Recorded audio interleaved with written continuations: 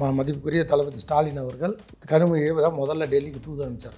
டாஸ்மாக் வழக்கிலிருந்து தன் மகனை காப்பாற்றுவதற்காகவும் நிர்மலா சீதாராமனை பார்த்து அமித்ஷாஜியை பார்த்து சாஷ்டாங்கமாக எங்கள் அண்ணன் உயிரோடே இருக்க மாட்டார், மகன் மீது கை வச்சா ஏதாவது காப்பாற்றுங்க, நீங்கள் கேட்குற ஆதரவு அனைத்தும் நாங்கள் தரோன்னு சொல்லி பேசி எங்களுடைய கணக்கு தமிழ்நாட்டில் தளபதி ஸ்டாலினுக்கு அப்புறம் கனிமொழி தான், உதயநிதி கிடையாது அப்படின்னு பிஜேபி திட்டவட்டமாக கனிமொழி எடுத்த அழுத்த திருத்தமாக சொல்லிட்டாங்க. கலைஞரின் மகள் கனிமொழி தான் தளபதி ஸ்டாலினுக்கு அப்புறம் திமுகவின் வாரிசு, எங்களுடைய கனிமொழிக்கு தான் எங்களுடைய ஆதரவுன்னு மிக தெளிவாக பட்டவர்த்தனமாக கூறியிருக்கிறாங்களே. கனிமொழி வந்து பிஜேபியோட ஏஜென்ட்டாக திமுகவில் செயல்படுகிறாங்க. கலைஞரின் வாரிசாக கனிமொழி அக்காவை மீண்டும் தமிழ்நாட்டின் முதலமைச்சராக இல்லை திராவிட முன்னேற்ற கழகத்தின் தலைவராக தளபதிக்கு அப்புறம் நல்லா புரிஞ்சு அடிட்டு சொல்கிற தளபதிக்கு அப்புறம் உதயநிதி ஸ்டாலின் கிடையாது, நீங்கள் சொல்கிற இன்ப நதியும் கிடையாது. அம்மாவுக்கு அப்புறம் ஒரு பெண் தமிழ்நாட்டுக்கு முதலமைச்சராக வரணும்னா ரெண்டு பேர் தான். ஒன்று பிஜேபி சேர்ந்த நிர்மலா சீதாராமன், இல்லை திராவிட முன்னேற்ற கழகத்தை சேர்ந்த கனிமொழி, அவங்க சாய்ஸ் 2 பேர் தான். டிஎன் அம்மா துர்கா ஸ்டாலின் அம்மா அவங்களே நேரடியாக போய் இலாக்கா வீட்டுக்கே போய் அவருடைய காலில் விழுந்து 10 வாட்டி மேலே காலில் விழுந்து ஆசீர்வாதம் வாங்கி தனியாக பேசி தனி அறையில் எட்டு போய் பேசி மகனை காப்பாற்றுறதுக்கு மடிப்பிச்சை எடுத்திருக்காங்க துர்கா ஸ்டாலின் அம்மா. யார்கிட்ட இலாக்கா நினச்சி ஏற்கனவே தோற்றதை விட மிக மோசமான விளைவுகளை இந்த தேர்தலில் எடப்பாடி சந்திக்க போகிறாரு. இந்த தேர்தல் அனைத்து இந்திய அண்ணா திராவிட முன்னேற்ற கழகத்துக்கு ஆசிட் டெஸ்ட் எடப்பாடி.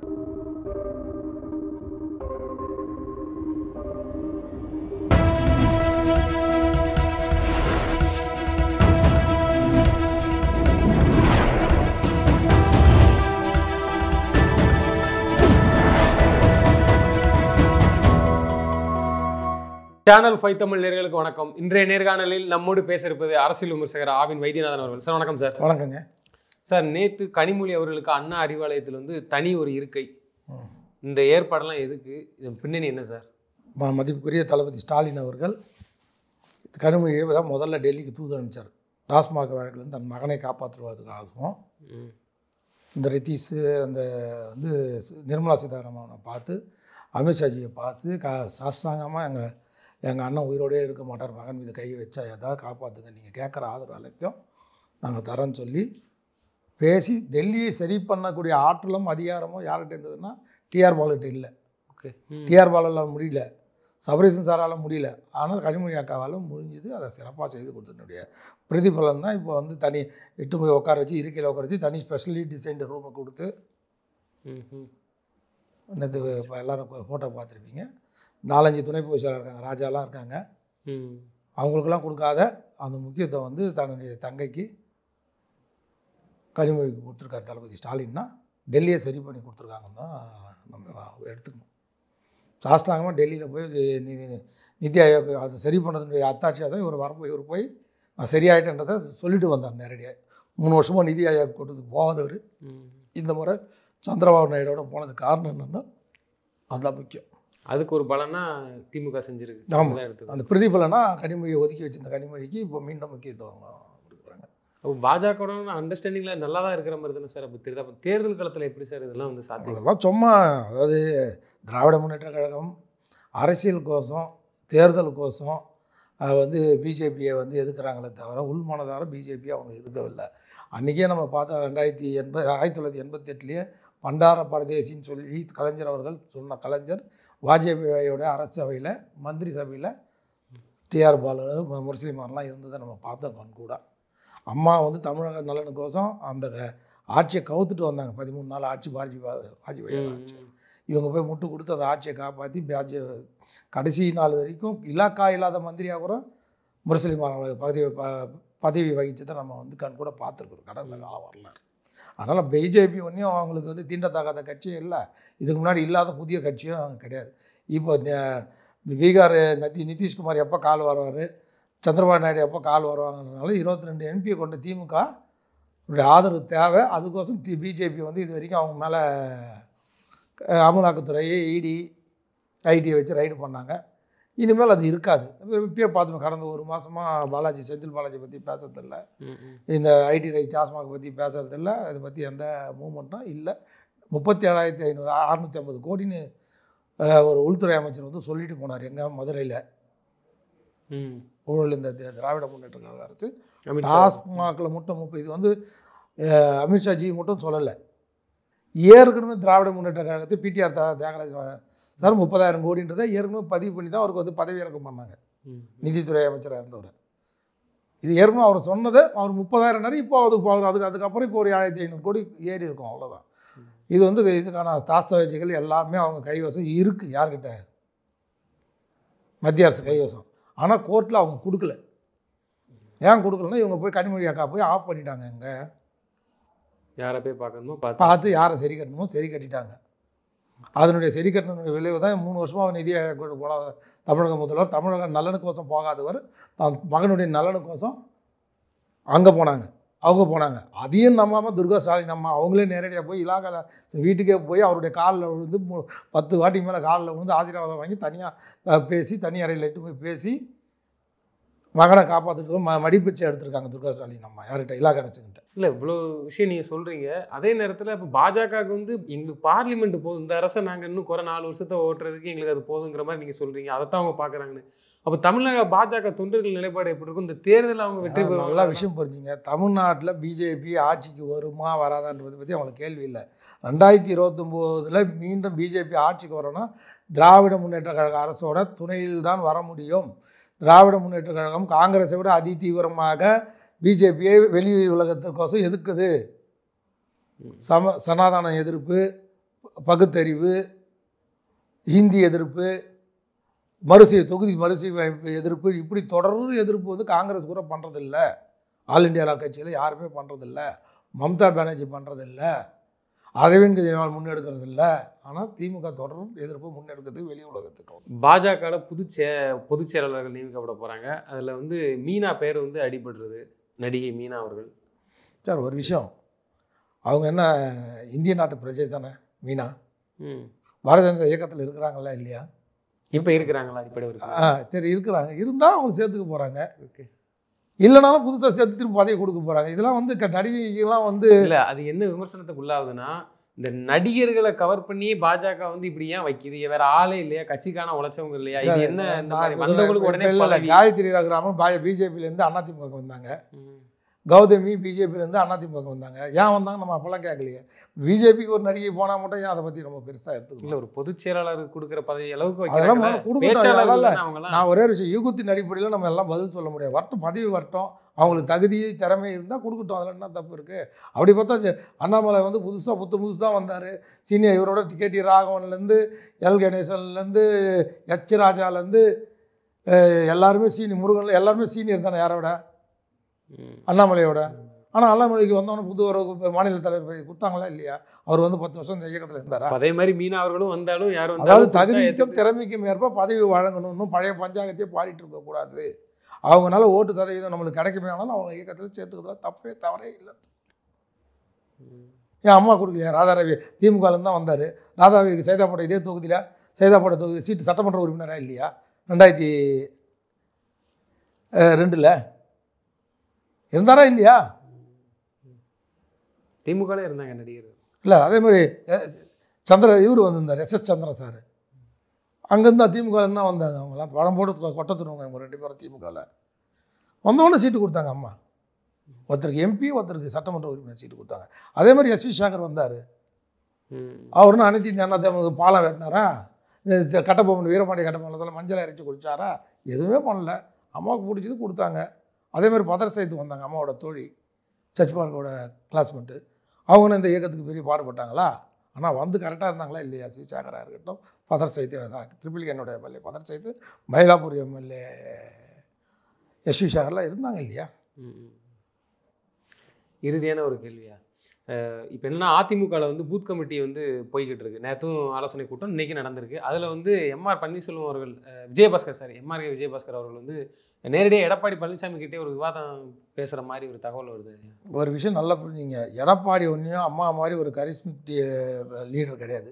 ஆனால் அவங்கள நிறுத்தி தானே நம்ம இல்லை, வேறு வழி இல்லைன்னு அவர் வச்சுருக்கிறாங்க. 2ஆம் கட்ட தலைவர் யாரும் எடப்பாடியை முழுமையாக ஏற்றுக்கொள்ளவில்லை. இதை நான் சொல்லலை, ரெட்டலை சின்னமும் பணமும் அவர்கிட்ட இருக்கிறதுனால அவர்கள் இடத்துல இருக்கிறாங்கன்னு சொன்னது யார்? சீனியர் அனைத்து இந்திய அண்ணா திராவிட முன்னேற்ற சீனியர் தலைவர் புரட்சித் தலைவர் காலத்துலேருந்து இருக்கிற மிஸ்டர் பொன்னையன் சொன்னாரா இல்லையா? என்ன சொன்னார்? பணமும் இரட்டை இலை சின்னமும் அங்கே இருக்கிறதுனால ஆகவே நாங்களும் அங்கே இருக்கிறோம். இது ரெண்டும் எடப்பாடியிலேருந்து நாங்கள் இருக்க மாட்டோம். இது ஒட்டுமொத்த அனைத்து இந்திய அண்ணா திராவிட முன்னாள் அமைச்சருக்குன்னு சொல்கிறீங்க இந்த வார்த்தை? எல்லாத்துக்கும் இப்போ இருக்கிற அத்தனை பேருக்கும் சொல்கிறேன், ரெண்டாம் கட்ட தலைவருக்கு அத்தனை பேருக்கும் சொல்கிறேன், மாவட்ட செயலருக்கு அத்தனை பேருக்கும் சொல்கிறேன். எடப்பாடி இந்த போன எலெக்ஷனில் 12 கோடி மக்களை நம்பி இல்லை கடைசி. போன எலெக்ஷனில் 12 கோடி கொடுத்தாங்க. இந்த எலெக்ஷனில் அது மாதிரி 12 கோடி கொடுத்தா நம்ம சுற்றி பாக்கெட்டில் வச்சுன்னு போயிடலான்னு உட்காந்துக்கிறான் மாவட்ட செயலாளர் தான். அதிமுக மாவட்ட செயலாளருக்கு 12 கோடி இல்லை, ஒரு தொகுதிக்கு 12 கோடி. மாவட்ட செயலாளர் 2 தொகுதி மினிமம் வருது. கேண்டிடேட்டாக நிற்கிறவங்களுக்கு கேண்டிடேட் கொடுக்க சொன்னாங்க. அதில் பாதி பேர் சுற்றி பாக்கெட்டில் வச்சுன்னு போயிட்டான். செலவு தோத்தும் போயிட்டானுங்க. இப்போ பூத் கமிட்டி நீங்கள் சொல்கிறீங்க எதையாவது ஒரு மாவட்டத்தில் இல்லை ஏதாவது ஒரு தொகுதியில், இதே இந்த சைதாப்பேட்டை இருக்கிற இந்த தொகுதியை கூட எடுத்துங்க, இதில் எங்கேயாவது வீடு வீடாக வந்து பூத் ஸ்லிப்பை செக் பண்ணி வாக்காளர் பட்டியலை கையில் வச்சு செக் பண்ணி இறந்தவங்க போனவங்க யாருன்னா இருக்காங்களா? செக் பண்ணாங்களா? அதிமுக இது வரைக்கும் செக் பண்ணல. நம்பர் 1. நம்பர் 2, ஒவ்வொரு நடந்து முடிஞ்ச நாடாளுமன்ற தேர்தலில் ஒவ்வொரு பூத்துலேயும் ஒரு 750 to 900 பேர் இருப்பாங்க ஒரு பூத்துக்கு. அது பேர் தான் பூத் கமிட்டி. அதில் 19 பேர் 20 பேர் அந்த கமிட்டியில் அந்த பாகத்தில் இருக்கிறவங்க அந்த தெருவில் இருக்கிறவங்க இருக்கணும். அப்போ தான் கொடுக்கறத கரெக்டாக கொண்டு போய் கொடுக்க முடியும். கொடுக்கறது எடுக்கிறது அது வேறு விஷயம். அப்படி அந்த 19 பேர் உண்மையான அதிமுக இந்த அண்ணா திராவிட முன்னேற்ற கழகம் தான் ஒரு தொகுதிக்கு 19, அதே ஒரு பூத் கமிட்டிக்கு 19 ஓட்டு வந்திருக்கணுமா இல்லையா? பப்ளிக் ஓட்டு விட்டுருங்க, அதிமுக ஓட்டு வந்திருக்கணும். அந்த 19 பேர் ஓட்டு அதிமுக ஓட்டுங்கிற விட்டுருங்க.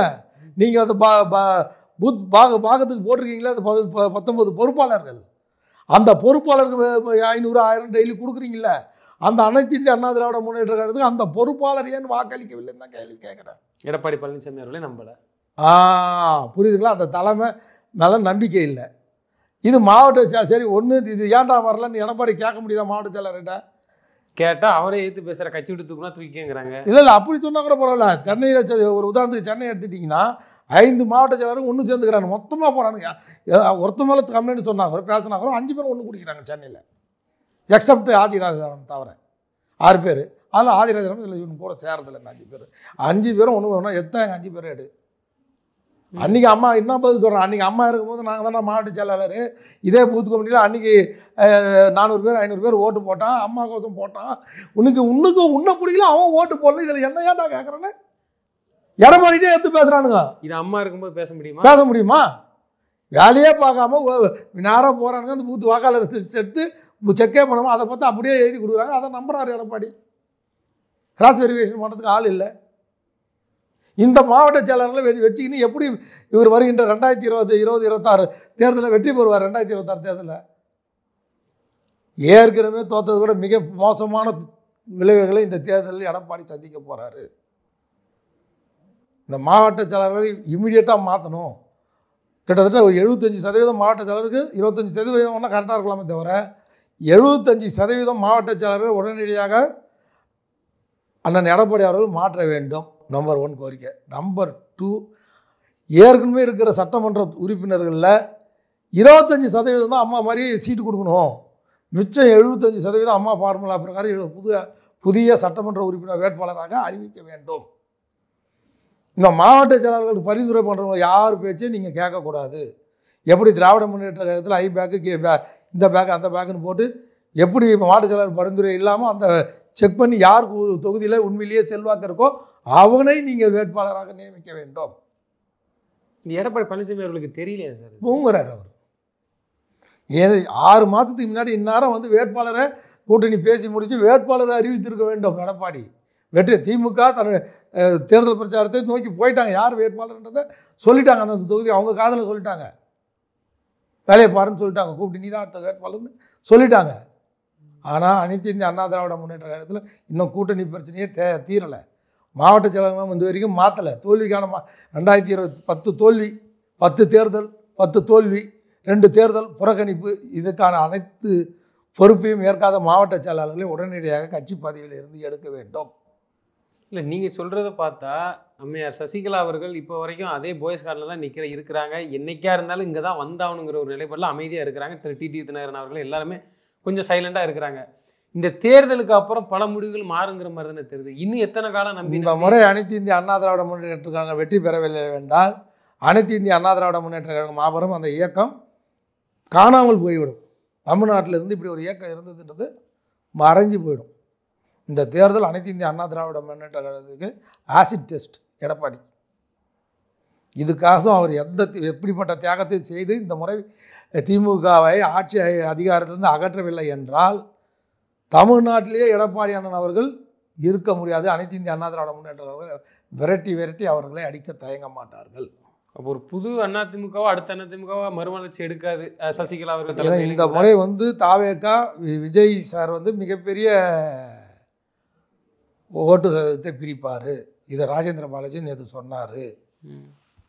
அதை பிரிக்க விடாமல் அதே நேரத்தில் நீங்கள் கூட வரணும் கூட சொல்லியிருந்தாங்க. வரணும், எதிர்ப்பை ஒருங்கிணைக்கணும். ஒரு ராஜேந்திர பாலாஜிக்கு இருக்கிற அக்கறை குறை அனைத்து இந்திய அண்ணா திராவிட முன்னேற்ற கழகத்தின் பொதுச் செயலாளர் என்று கூறிக்கொண்டு இருக்கிற ஆனால் எடப்பாடியாருக்கு ஏன் அது வரவில்லை, அந்த ஆலோசனை ஏன் வரவில்லை, ஏனோ விட்டு கொடுத்து போய் நம்மளுக்கு திராவிட முன்னேற்ற கழகம் என்ன சொன்னார்களோ, பார்லிமெண்ட் 2024 பார்லிமெண்ட்டில் என்ன உறுதிமொழி சொன்னார்கள், நாம் யார் வர வேண்டும் என்று நமக்குள் முக்கியமில்லை, யார் வரக்கூடாது என்பது தான் நம்மளுக்கு முக்கியம். அதே கோட்பாட்டை பின்பற்றி அதே ஹேஷ்டேக்கை பின்பற்றி இம்முறை திராவிட முன்னேற்ற கழகம் ஆட்சி கட்டிலில் அமரக்கூடாது, தீய சக்தி திராவிட முன்னேற்ற கழகம் ஆட்சி கட்டிலில் அமரக்கூடாது என்ற உறுதிமொழி ஏற்று எவ்வித தியாகத்தையும் செய்ய எடப்பாடி நான் தயார் என்று அவர் முதலில் சொல்ல வேண்டும். அவர் முன்மொழி அண்ணன் ஓபிஎஸ் அவரும் அதை செய்ய வேண்டும். டிடிவி தினகரனும் அதை வழிமொழிய வேண்டும். கேசி பழனிசாமி அந்த வழியில் போக வேண்டும். ஒருங்கிணைத்து அனைத்து இந்திய அண்ணா திராவிட முன்னேற்ற கழகம் ஒருங்கிணைந்து போட்டியிட்டால் தான் திராவிட முன்னேற்ற கழகத்தை அகற்ற முடியும். எத்தனை கூட்டணி பிஜேபி வந்தாலும் சரி, பாமக வந்தாலும் சரி, ஒருங்கிணைக்காத அனைத்து இந்திய அண்ணா திராவிட முன்னேற்ற கழகத்தால் வெற்றி பெற முடியாது. பலம் வாய்ந்த திமுக கூட்டணியை அதிமுக வெல்வது கடினம். இல்லை விஜய் வரணுங்கிறீங்க, அவர் எனக்கு பாசிசமும் என்ன பாயாசமும் வேண்டாங்கிற மாதிரி பாஜக இருக்கிறாங்க. ஒரே ஒரு விஷயம், அவர் பாயாசம் சாப்பிட்டாலும் சரி, பாசிசத்தை சாப்பிட்டாலும் சரி, விஜய் ஒரு விஷயம் நல்லா புரிஞ்சுக்கணும். திராவிட முன்னேற்ற ஒற்றை குறிக்கோள் தான். திராவிட முன்னேற்ற ஆட்சியாக தீய சக்தி திராவிட முன்னேற்ற கழகம் மீண்டும் ஆட்சி அதிகாரத்துக்குள் வந்துவிட்டால் தமிழ்நாடாக இருக்காது, சுடுகாடாக மாறிவிடும். அந்த ஒற்றை குறிக்கோளோடு நாங்கள் அனைவரும் திமுக எதிர்ப்பணியில் இருக்கிறோம். கொள்கைகள் வேறுபாடாக இருந்தாலும், பாயாசமாக இருந்தாலும், பாசிசமாக இருந்தாலும் அதெல்லாம் மறந்துவிட்டு என்டிஏ கூட்டணியில் விஜய் வர வேண்டும். அனைத்து இந்திய அண்ணா திராவிட முன்னேற்ற கழகம் ராஜேந்திர பாலாஜி சொன்னது போல் இதில் கூட்டணியோடு சேர்ந்து இந்த தேர்தலில் திராவிட முன்னேற்ற கழகத்தை அசுரபலம் கூட்டணி பலத்தோடு இருக்கிற திராவிட முன்னேற்ற கழகத்தை அகற்றாவிட்டால் எப்பொழுதும் இவங்களால் வெற்றி பெற முடியாது. இந்த விஜய் முன்னெடுத்த கோரிக்கை என்னன்னா, தெரிஞ்சே பண்ணுறாரு. பாஜகவை தமிழ்நாட்டில் எதிர்த்தாதான் நம்ம அரசியல் பண்ண முடியும், விவரமாக தெரிஞ்சுக்கிட்டு அரசியல் பண்ணிட்டு இருக்கிறாரு. திமுக கையில் எடுத்து போன முறை பார்த்துருப்போம், சீமானவர்கள் வந்துவிட்டால் பாஜக வந்துடும், அவர் பாஜக உழைக்கிறேன்னு சொல்லியே தேர்தல் பிரச்சனை செஞ்சே வெற்றி பெற்றாங்க. இந்த நிலை ஒருவேளை விஜய் வரும் பட்சத்தில் இது அவங்களுக்கு பெரிய ப்ளஸ்ஸாக தானே போகும். இதெல்லாம் புரிஞ்சுக்கிட்டு தானே விஜய் செய்யல. மதுரையில் நீங்கள் பார்த்துருப்பீங்க, அமித்ஷாஜி வந்த போதும் சரி, இப்போ முருக மாநாடுக்கும் பாஜக மீது தமிழக மக்களுக்கு எந்த கோபமும் இல்லை. அது தெரியும் சார். அதில் தமிழ்நாட்டுக்கு அவங்க நிறைய செய்கிறாங்க. இந்த பகல்காம் தாக்குதலுக்கு அப்புறம் இந்தியாவுக்கு யார் சசி தரூர் சொல்கிறார், யார் காங்கிரஸ் கட்சியின் முக்கிய நிர்வாகி, கேரளாவின் மூத்த தலைவர், அவர் என்ன சொல்கிறாரு, மாண்புமிகு பிரதமர் நரேந்திர மோடி இந்த பாரதத்தின் சொத்துன்றார். அவரோட கூட்டணி கட்சி அதிமுக சொல்லலை. அந்த கூட்டத்தில் கனிமொழியும் போனாங்க பார்த்தீங்களா? இல்லை பார்த்தீங்க, கனிமொழியே சொல்கிறாங்க நீங்கள் எங்கள் சொத்துன்னு. வெளியில் சொல்லலை, உள்ளுக்குள்ளே சொல்கிறாங்க. நேராக பார்க்கும்போது கனிமொழி அண்ணாமலைக்கு வாழ்த்து சொன்னாங்க, அதுவாக தெரியுமா? அண்ணாமலை கனிமொழிக்கு பிறந்த நாளுக்கு வாழ்த்து சொன்னார், இது வரைக்கும் வெளியில் வந்ததா? எங்களுடைய கணக்கு தமிழ்நாட்டில் தளபதி ஸ்டாலினுக்கு அப்புறம் கனிமொழி தான், உதயநிதி கிடையாது அப்படின்னு பிஜேபி திட்டவட்டமாக கனிமொழி எடுத்த அழுத்த திருத்தமாக சொல்லிட்டாங்க. அதுவாக தெரியுமா உங்களுக்கு? கலைஞரின் மகள் கனிமொழி தான் தளபதி ஸ்டாலினுக்கு அப்புறம் திமுகவின் வாரிசு, எங்களுடைய கனிமொழிக்கு தான் எங்களுடைய ஆதரவுன்னு மிக தெளிவாக பட்டவர்த்தனமாக கூறியிருக்கிறாங்களே. கலைஞர் டிவி தொலைக்காட்சி நிறுவனராக இன்பநிதி வந்துட்டார். அதான் இன்பநிதி வந்துட்டோம். எந்த நிதி வந்தாலும் கனிமொழி கருணாநிதிக்கு அப்புறம்தான், ஸ்டாலின் கிடையாது. எப்படி மத்திய பிரதேசாக இருக்கட்டும், ராஜஸ்தானாக இருக்கட்டும், மகாராஷ்டிராவாக இருக்கட்டும், எப்படி அவங்க நினைச்சவங்களை கொண்டு வந்தாங்களோ, ஏக்நாத் சிண்டே இருக்கட்டும், எல்லாத்தையும் எப்படி பண்ணாங்களோ, அப்புறம் தமிழ்நாட்டில் தளபதி ஸ்டாலினுக்கு அப்புறம் உதயநிதி ஸ்டாலின் கண்டிப்பாக கிடையாது, கனிமொழி அக்கா தான்றதை அழுத்த திருத்தமாக பிஜேபி இது பண்ணியிருக்காங்க. அதனால தான் பிஜேபி கனிமொழி அக்காவுக்கு எப்போவுமே ஒரு சிறந்த மதிப்பு. இவங்க அறிவாலயத்தில் இடம் கொடுக்குறாங்களோ இல்லையோ, அவங்க மோடி மனசுலையும் அமித்ஷா மனசுலையும் நீங்காத இடம் பெற்றிருக்கிறாங்க. யாரோட ஆட்சியில் அவங்க சிறைக்கு போனாங்க? ராஜாவும் கனிமொழியும் காங்கிரஸ் ஆட்சியில் தான் போனாங்க. அவங்க காங்கிரஸ் அந்த கோவம் இருக்கு அவங்க மனசுக்கு அதே ராஜா தான் அமித்ஷாவை என்ன வார்த்தை பேசினா அதெல்லாம் இருக்கட்டும். அதெல்லாம் வெளி உலகத்தில் அரசியலுக்கோசம் பேசுறது, ஓட்டு அரசியலுக்கோசம் பேசுறது. நான் கேட்கிறேன், கனிமொழிக்கும் டிஆர் பாலுக்கும் ராஜாவுக்கும் காங்கிரஸ் மீது கோபம் இருக்குதா இல்லையா? ஏன் இது 2 பேரும் கேஸில் உள்ளே போனாங்க, திகார் சிலையில் இருந்தாங்க ஒரு ஆண்டுக்கிட்ட, நியாயம் இருக்குது நீங்கள் சொல்கிறீங்க. ஆனால் டிஆர் பாலுன்னு ஏன் கேட்க மாட்டீங்க? டிஆர் பாலுவை மத்திய மந்திரி ஆக்கணும் கலைஞர் லெட்டர் கொடுத்துட்டாரு. மன்மோகன் சிங்கும் இந்த சோனியா காந்தி டிஆர் பாலுவை மத்திய மந்திரி அமைச்சரவையில் இடம் பெறக்கூடாதுன்னு 2வது முறை டைமில் வந்து அவர் மத்திய மந்திரி பதவியாக கொடுக்கலையே. ஏன்னா அவங்க மேலே பல அலிகேஷன் இருக்கு. ஒரு ட்ராலி ஆனால் ராஜா மேலே இல்லையா, தயாநிதி மாறன் மேலே இருந்து கொடுக்கணுமா? தயாநிதி மாறனுக்கு கொடுக்கணும்னு சொன்ன சோனியா காந்தி டிஆர் பாலு இது வந்து தமிழ்நாடோட புத்தொழில் கலைஞர்கிட்ட ஒதுக்கிட்டாங்க. உங்களுக்கு 5 மந்திரி சீட்டுன்னு கலைஞர் தானே முடிவு பண்ண. என்னுடைய ஆளில் யாருன்னு கலைஞர் முடிவு பண்ண ஒரு விஷயத்த சோனியா காந்தி அம்மையாரும் மன்மோகன் சிங்கும் வந்து தடுக்கிறாங்களே. அந்த வலியும் வேதனையும் டிஆர் பாலு மனசில் இன்ன அளவுக்கு இருக்கா இல்லையா? டிஆர் பாலுக்கும் இப்போ இருக்கிற மத்திய அரசு பிஜேபி அரசுக்கும் நெருங்கிய தொடர்பு இருக்குது. வாஜ்பாய் காலத்துலேருந்து என்ன சார் சொல்கிறீங்க? நெருங்க இருக்கு. அதே மாதிரி கனிமொழி வந்து பிஜேபியோட ஏஜெண்டாக திமுகவில் செயல்படுகிறாங்க. திமுகவோட ஏஜெண்டாக அங்கே மத்திய அரசில் இல்லை. அவங்க தீவிர திமுக தொண்டர்லாம் அதெல்லாம் கிடையாது. ரகசியத்தை நான் இப்போ கூட சொல்கிறேன். அண்ணாமலை இவங்களுக்கெல்லாம் எதிர்ப்பு சிறை காசு அப்படின்னு பண்ணிட்டு இருக்கும்போது கனிமொழி அக்காவுக்கு ஃபோன் போட்டு வாழ்த்து சொன்னாரா இல்லையா? கனிமொழி அக்கா இந்த பொது இடத்துல மறுக்க முடியுமா? பிறந்தநாள் வாழ்த்து சொன்னது தப்பு இல்லை, சொன்னதை ஏன் வெளிப்படுத்தலை? சொல்லுவாங்க ஆடு பகை குட்டி வரவான்வாங்க. அது மாதிரி இருக்குது இது கிராமத்தில் ஒரு பழமொழி சொல்லுவாங்க. அதனால் அவங்களுடைய கணக்கு மீண்டும் தமிழ்நாட்டில் கனிமொழி அக்காவை கலைஞரின் வாரிசாக கனிமொழி அக்காவை மீண்டும் தமிழ்நாட்டின் முதலமைச்சராக இல்லை திராவிட முன்னேற்ற கழகத்தின் தலைவராக தளபதிக்கு அப்புறம் நல்லா புரிஞ்சு அடிக்கிட்டு சொல்கிற தளபதிக்கு அப்புறம் உதயநிதி ஸ்டாலின் கிடையாது. நீங்கள் சொல்கிற இன்பநிதியும் கிடையாது. அக்கா கனிமொழி தான் அவங்களுடைய கணக்கு. அவங்க இது வரைக்கும் எல்லா கிட்டத்தட்ட 19 ஸ்டேட்டில் பிஜேபி அவங்க கணக்கை நேர் பண்ணியிருக்காங்க கரெக்டாக. தென்னாட்டிலையும் அது குறிப்பாக தமிழகத்துலேயும் அவங்க வந்து விரும்புகிற ஒரு தலைவர் யாருன்னா, அம்மாவுக்கு அப்புறம் ஒரு பெண் தமிழ்நாட்டுக்கு முதலமைச்சராக வரணும்னா 2 பேர் தான். ஒன்று பிஜேபி சேர்ந்த நிர்மலா சீதாராமன், இல்லை திராவிட முன்னேற்ற கழகத்தை சேர்ந்த கனிமொழி. அவங்க சாய்ஸ் இந்த 2 பேருக்கு தான் இருக்குது. இது பிஜேபியே இந்த வேலையை பார்க்குங்கிறீங்க? கனிமொழி அந்த இடத்துல உட்கார வைக்கிறதுக்கான வேலையே பார்த்துட்டு தான் இருக்கிறாங்க. இது தெரிஞ்சுதான் நேற்று அவசரமாக இட்டுன்னு வந்து இந்த அறிவாலயத்தில் தனக்கு அருகில் ஒரு மிகப்பெரிய ரூமை கொடுத்துருக்காரு தளபதி ஸ்டாலின். தளபதி ஸ்டாலினுக்கு எனக்கு ஆப்படிக்க போகிறாங்கன்னு தெரிஞ்சுமா அதெல்லாம் அதாவது அதில் ஒரு விஷயம் அவர் இப்போ நம்ம இருக்க அப்புறம் தானே இது. நமக்கு அப்புறம் புள்ள வந்தான்னா, திறமையே இல்லாத புள்ள வந்தான்னா, இல்லை சகோதரி வந்தான்னா வந்துட்டு போட்டோம். நம்ம இதை எழுந்து உட்காந்து பார்க்க போகிறதில்ல. அந்த முடிவுக்கு வந்து செல்வி எவ்வளோ எதிர்ப்பு தெரிவிச்சுக்கூட கனிமொழிக்கு இப்போ உயர் பதவி கொடுத்து அந்த அறிவாலயத்தில் உள்ள ஒரு தனி ரூம் கொடுத்து ஸ்பெஷலாக டிசைன் ரூம் கொடுத்து அவங்களுக்கு பார்வையாளர் தனியாக பார்க்குற அளவுக்கு இடம் கொடுத்துருக்காருன்னா புள்ள மேலே அவருக்கு நம்பிக்கை இல்லை. யார் மேலே? உதயநிதி மேலே அவருக்கு நம்பிக்கை போயிடுச்சு. நம்மளை எட்டு போய் டெல்லியில் மண்டிடுற அளவுக்கு உண்டு பண்ணிட்டாப்லையே. அதை நம்ம போய் மண்டிட்டாலும் பரவாயில்ல, அவன் மனைவி போய் அவர் கையில் 10 வாட்டி காலில் விழ வேண்டியதாகிடுச்சு. இல்லை கணேசனுடைய கவர்னர் காலில் போய் அவங்க விழுந்து இதை சரி பண்ணி ஓரளவுக்கு சரி பண்ணிட்டாங்க. அதனால தான் அதனுடைய தீவிரம் இல்லை. அந்த 37,500 கோடியை ஆதாரத்தை சுப்ரீம் கோர்ட்டில் தாக்கல் பண்ணல. ஆதாரம் இல்லைன்னு தானே சுப்ரீம் கோர்ட் வந்து தடை கொடுத்துருக்காங்க. ஆதாரம் நீ கையில் வச்சுக்கிற ஆதாரத்தை ஏன் கொடுக்கறது ஈடி யார்? மத்திய அரசு. யார் அதுக்கு அப்பீர் ஆகிறார்? அட்டார்னி ஜெனரல் தான் அப்பீர் ஆகிறாரு. அட்டார்னி ஜெனரல் யார்கிட்ட கேட்டு அப்பீர் ஆகிறாரு? அமித்ஷாஜியை கேட்குறாரு. அமித்ஷாஜி கொடுன்னா கொடுப்பாரு, கொடுக்க கையில் சொல்கிறாரு, பொது வழியில் சொல்கிறாரு 3550 கோடி ஊழல் நடந்திருக்குன்னு. அந்த ஊழல் சீலிட்டு கவரில் கோர்ட்டில் சப்மிட் பண்ணுறதுக்கு என்ன தயக்கம்? வேற ஒன்றும் இல்லை, சரி பண்ணி கொடுத்துட்டாங்க கனிமொழியாக்க. அதனுடைய அன்பளிப்பும் பரிசளிப்பும் தான் நேற்று அறிவாலயத்தில் நடந்த பதவியேற்பு விழா. அதில் போய் தங்கை அவரே சீட்டில் போய் உட்கார வச்சு எல்லா வேலையும் பண்ணிட்டார். பட்டாபிஷேகம் பண்ணி கொடுத்துருக்காரு கனிமொழிக்கு. நிச்சயமா சார். தொடர்ந்து தங்களது கருத்துக்களை பகிர்ந்தமைக்கு நன்றி. நன்றி, வணக்கங்க.